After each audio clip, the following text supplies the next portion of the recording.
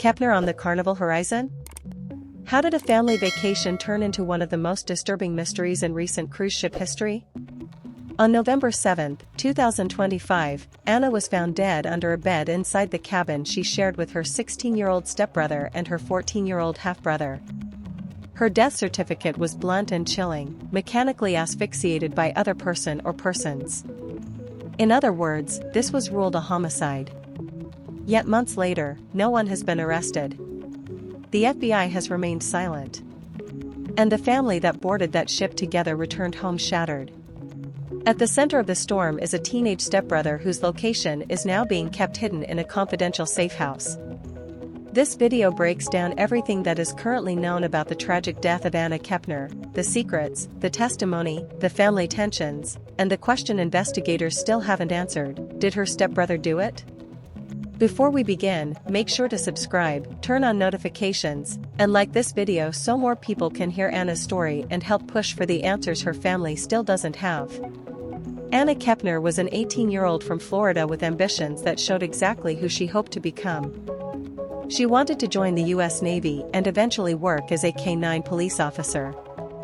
Friends described her as determined, caring, and stronger than she realized.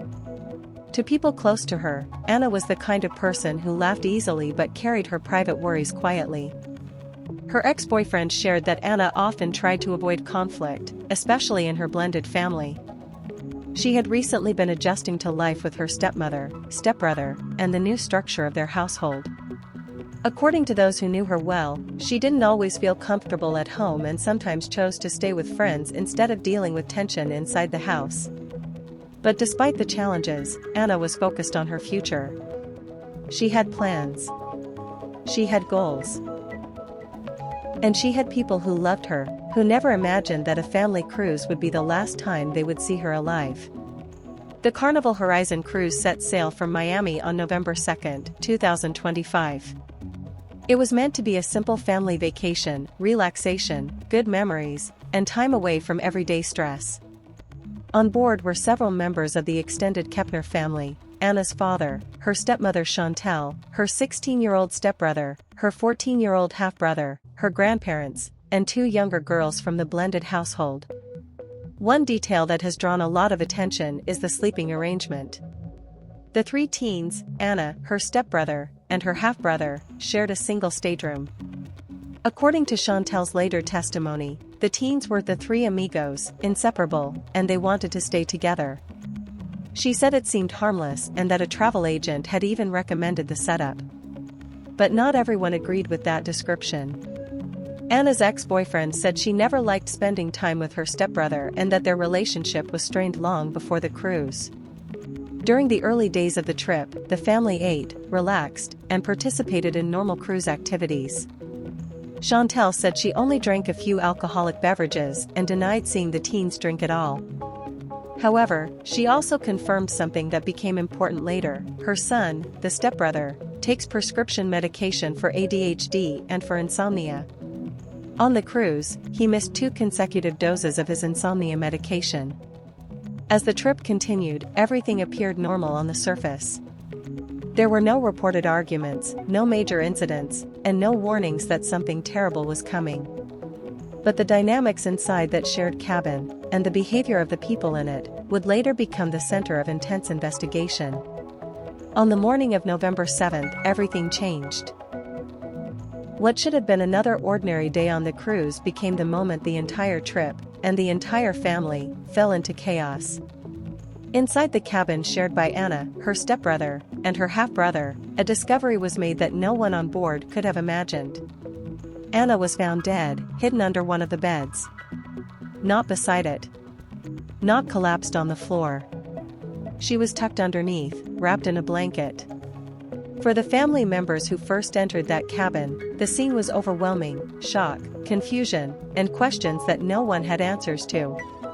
The ship's medical team responded, but it was already far too late. Anna was pronounced dead. Her death certificate later revealed something even more disturbing: mechanically asphyxiated by other person or persons. The ruling was clear. This was no accident. This was homicide. As word spread through the ship, passengers and crew members began to realize the gravity of what had happened. A young woman had been killed, and whoever was responsible was still somewhere on board until the ship returned to port. Back home, news of Anna's death reached friends, classmates, and family members who could hardly believe what they were hearing. A trip meant for family bonding had turned into an active crime scene. And the questions about how Anna ended up under that bed would only grow louder in the days that followed. The moment Anna's body was found, the entire atmosphere on the ship shifted. A cruise that had been filled with music, food, and entertainment suddenly became the center of a homicide investigation. Carnival Cruise security immediately sealed off the cabin, restricting access and notifying authorities. Because the ship was still at sea, investigators couldn't just walk in from law enforcement. Instead, the case began with the ship's security team, who documented the scene, photographed the cabin, and began collecting statements from the family members present on board. They questioned everyone who had been in or near the cabin, including Anna's stepbrother and half-brother. But early on, it was clear that the circumstances surrounding her death were complicated. When the vessel finally reached port, the FBI took over the case, because crimes on U.S. cruise ships fall under federal jurisdiction. They boarded the ship, took possession of all evidence collected, and began conducting their own interviews with passengers and crew. Every timeline, every movement, and every interaction with Anna had to be reconstructed from scratch. The FBI also received the results from the autopsy performed by the medical examiner. The official ruling shocked everyone following the case. Anna had been mechanically asphyxiated by other person or persons. The language was firm.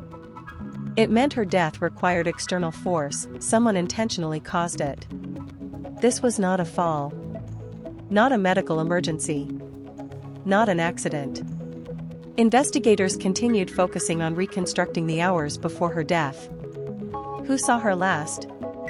Were there signs of a struggle? What was her emotional state? Why was she under the bed? And most importantly, who else had access to that cabin? Meanwhile, family members were emotionally overwhelmed and desperate for answers. Some felt they weren't being told enough.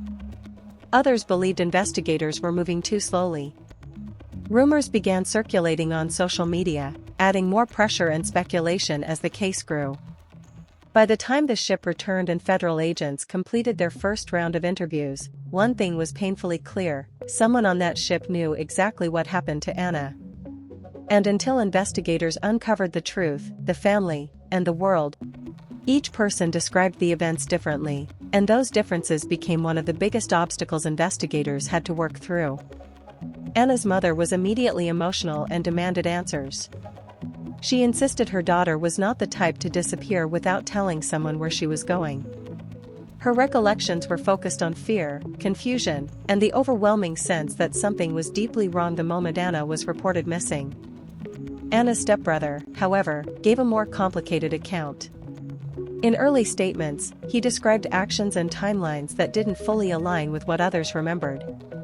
He talked about the last time he saw Anna, what she was doing, and how long she'd been away from the group. But the details of his movements, the timing of when he left the cabin, and what he reportedly noticed, or didn't notice, raised questions. Other family members added their own perspectives, sometimes reinforcing each other, sometimes contradicting key moments. Some said they thought Anna was simply resting. Others said they became concerned much earlier. A few expressed that they believed she must have slipped away quietly. But none of those explanations fully aligned with the shocking discovery of her body. Even the emotional reactions varied. While some family members were described as distraught and frantic, others appeared calm, confused, or unsure about what they had witnessed. Law enforcement had to analyze each interview carefully, not just for content but for tone, timing, and consistency. Small inconsistencies might seem trivial on their own, but in a case with almost no physical evidence, they matter. The order in which people checked the cabin. The way they searched. The time they reported her missing. What they said about the cabin door being locked or unlocked. Each detail created a puzzle with pieces that didn't all fit together. And while the family insisted no one among them would ever harm Anna, investigators still had to treat everyone as a potential source of information, possibly even the key to understanding the truth. As the story spread online, viewers and true crime followers began pointing out contradictions in family interviews. Why did certain details change? Why did some members seem unsure about their own timelines? Why was Anna's location unknown for so long in such a confined space? These unanswered questions became part of the public conversation, fueling theories, debates, and increasing pressure on authorities to re-examine every statement. Central to the ongoing investigation is Anna's 16-year-old stepbrother. Although no charges have been filed, federal authorities have identified him as a person of interest. Due to his age, his identity and location are being kept confidential. Court documents indicate that only his parents and law enforcement officials know where he is currently staying, a secret safe house intended to protect both him and other children in the household. This relocation came shortly after the teen returned from the cruise and following hospitalization for an unspecified reason. Authorities and the family agreed that he should not return to the home while the investigation continued, highlighting the seriousness with which officials approached his involvement, even in the absence of formal charges. Medical history and behavior have also drawn scrutiny. The stepbrother takes daily prescriptions for ADHD and insomnia. On the cruise, Kepner, his mother, admitted that he missed 2 consecutive doses of his insomnia medication in the days leading up to Anna's death. Investigators considered whether these missed doses could have influenced his sleep patterns or behavior, although no direct connection to the homicide has been established. Public accounts also brought attention to prior tension between Anna and her stepbrother. Friends and Anna's ex-boyfriend reported incidents that made her uncomfortable, and while no one claims definitive wrongdoing, these reports contributed to the stepbrother being closely examined. While behavior alone cannot establish guilt, investigators have had to analyze every movement, every statement, and every interaction involving him on the cruise. That includes his presence in the cabin, what he said during interviews, and whether his timeline matches other family members' accounts.